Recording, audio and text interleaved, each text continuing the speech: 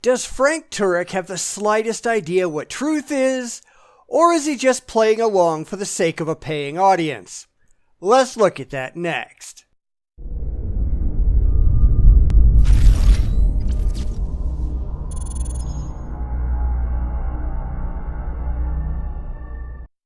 We take a look at Frank Turek again, this time with a question from someone in the audience named Mark.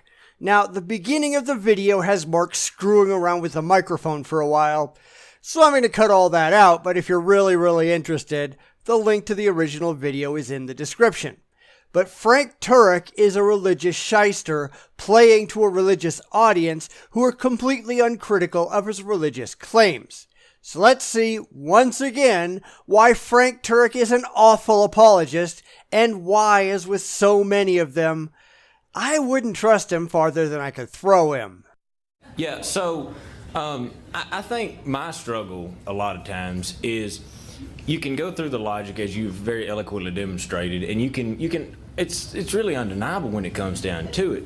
But what I run into is that people, you reach a point with them, people of different worldviews, they say, okay, yes, I understand your point, yes, I understand your logic, but I don't subscribe, or I choose not to believe that. And so I guess my question is, how do you deal with that? How do you go from them just saying, okay, I acknowledge that you're true and you're right and logical in this, but I choose not to accept that? I'm willing to bet that never happens.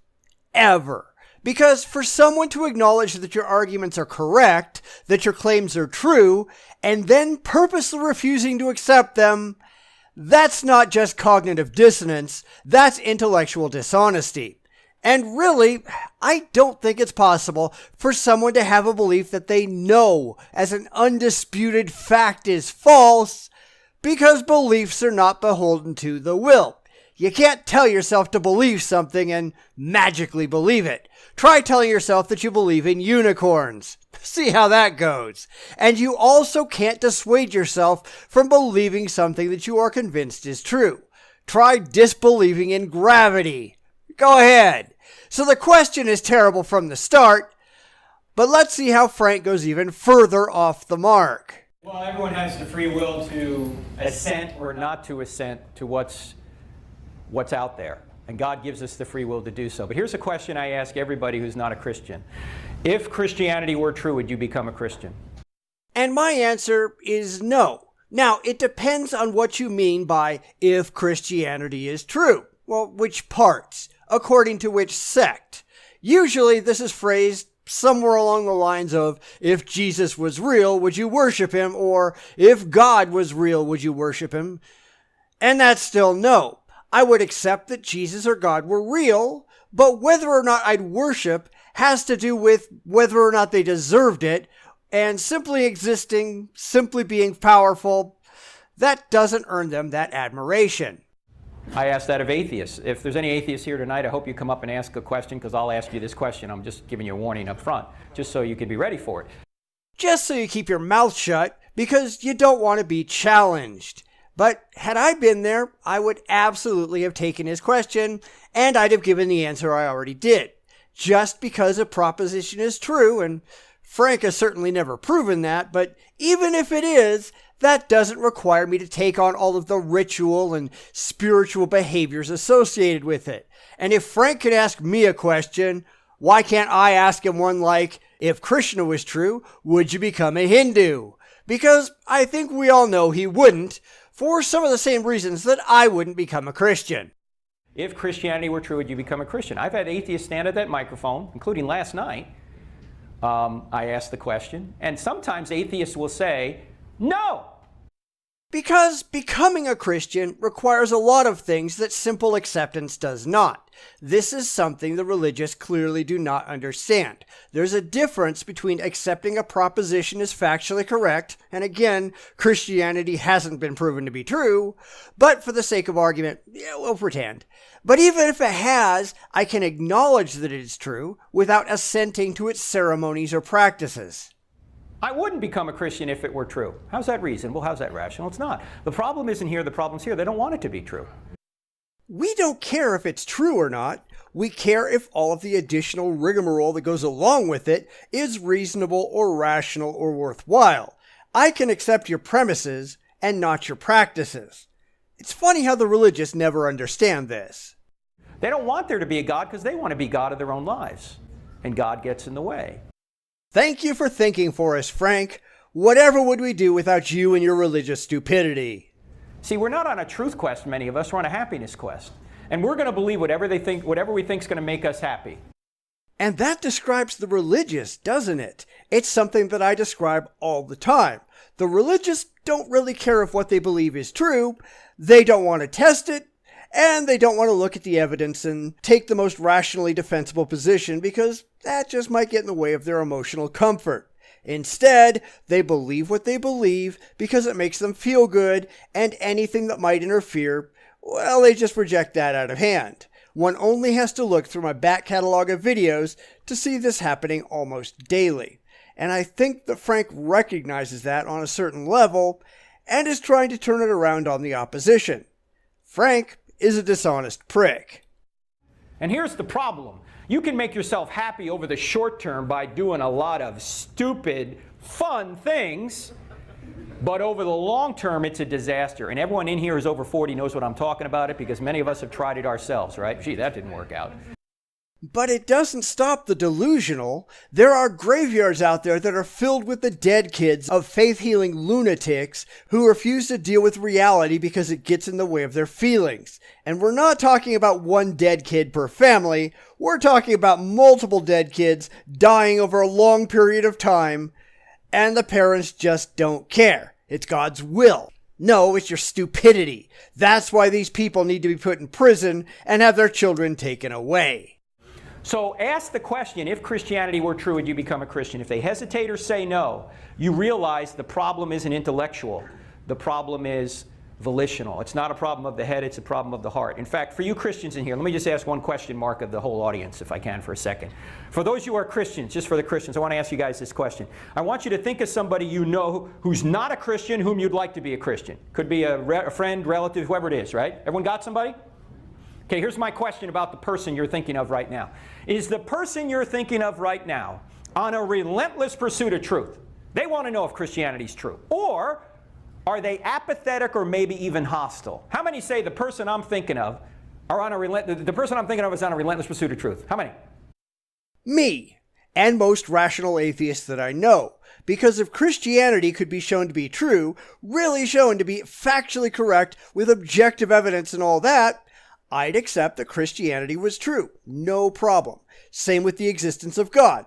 If God could be proven to be true, I'd believe God was real in a second. No hesitation. But these people know that none of this can be proven, and therefore, whether they want to admit it or not, they have to rationalize their way around the uncomfortable reality to a comforting fantasy. That everyone really does believe, everyone really does know, but for some reason that conveniently can't be demonstrated, they're all pretending otherwise. And they wonder why we spend so much time shaking our heads in disgust. Crickets. How many people say the person I'm thinking of is apathetic or hostile? Yeah, everybody else. Because you're only preaching to the choir. You don't go out and talk to groups of atheists. Why? Because you know you get your theological backside kicked up one side and down the other. This is just an exercise in confirmation bias. It's Frank Turek hand-feeding the audience something that he knows they want to hear, and when they respond positively, he takes that as confirmation that what he's saying must be true. And he doesn't understand it, or if he does, he's just being dishonest in his treatment of the situation.